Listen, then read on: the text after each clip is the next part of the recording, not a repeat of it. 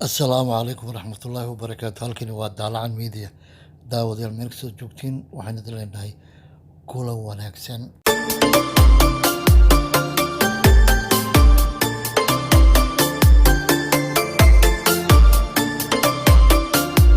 daawadayaal mar kale kulan wanaagsan. xubinteena waxaynu ku soo qaadanaynaa Sacuudiga uu joojiyey maraakiibta uga iman jirtay dalal ay Soomaaliya ka mid tahay.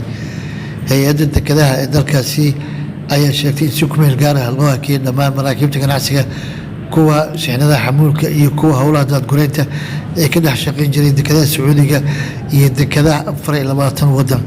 qoraal hay-addaasi soo dhigtay barteeda Twitterka ayaa lagu sheegay in safarada maraakiibta rakaabka si ku meel gaar ah loo xayiray Sacuudiga sababo la xiriira ka hortagga faafista caabuqa COVID-19.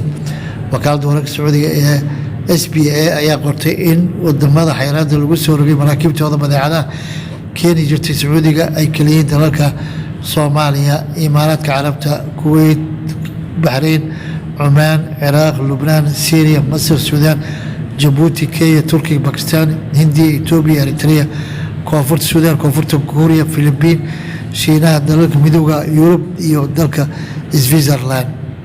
dhinaca kale dowladda Sacuudiga waxay mamnuucday inay dalkooda soo galaan dadka sida tooska uga soo dhoofa 24 dal laga mamnuucay inay maraakiibtooda kusoo xirtaan dekedaha Sacuudiga.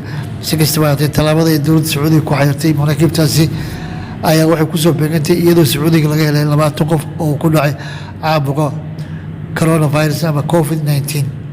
daawadayaal xubinteen wararka waxaad kala socoteen Daalacan Media.